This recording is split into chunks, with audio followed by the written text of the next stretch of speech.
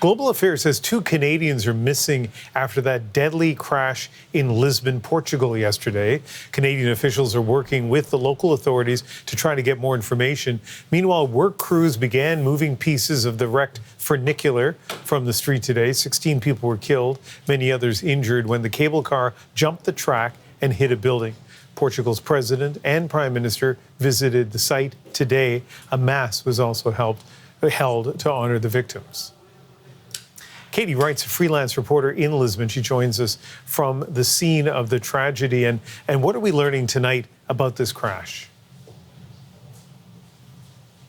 So I'm here live at the site where the wreckage of the crash is being cleared. The preliminary investigations were completed earlier today, which is why the wreckage is being cleared. And the authorities say that they will have their initial results tomorrow afternoon, Portugal time, but the cause remains unknown at the moment. And funicular trams, I'll explain for people who aren't familiar with the term, are used on steep inclines, the ascending car balanced by a descending car attached by a cable, and they are such a familiar sight to visitors to Lisbon. How safe have the funiculars been in that city? Yes, they are pretty much the number one visual symbol of Lisbon. You see them all over the city on souvenirs, fridge magnets, and they have a very long history going back over 100 years. But they are considered previously to be extremely safe. There's only one known derailment of a funicular previously, and that was in 2018, but the car did not tip over and there were no casualties. Prior to that, there was one in 1916 is the only other known one. So they are regarded as a very safe method of transport. They've remained public transport, even though they are now primarily a tourist attraction. It's mostly tourists that use the funiculars. It's the sort of photo opportunity that everyone wants to get. So that's why it's so shocking that something like this would happen on something that is seen as such a symbol of the city. Yeah, this story has received attention around the world because of the large loss of life, because of the familiarity of people with these funiculars. But also here in Canada, of course, we're getting word, as you know, that there may have been 2 Canadians on board. Bring us up to speed on what we do know about victims of this.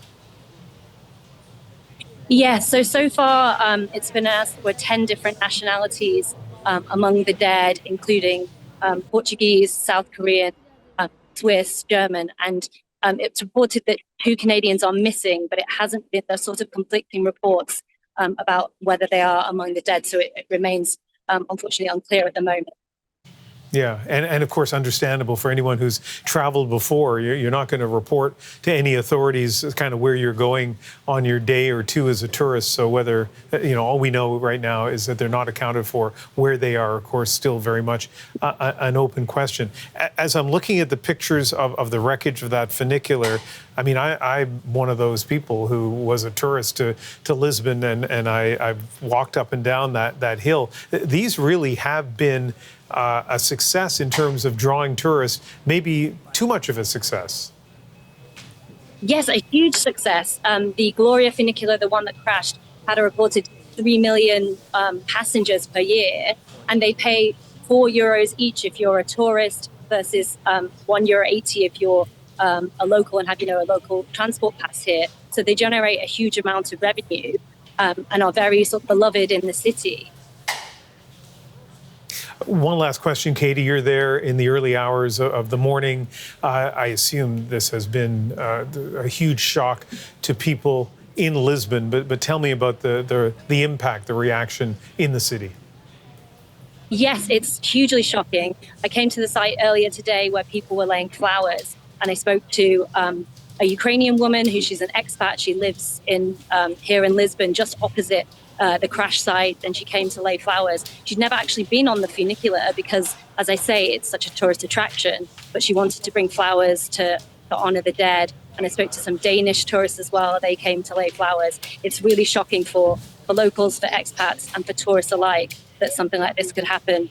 And there is a somber atmosphere at the moment. People are standing quietly and watching the wreckage being cleared, and it really is shocking that something so beloved could have such a tragic accident. All right, Katie, we appreciate your reporting. Katie Wright, a freelance reporter in Lisbon.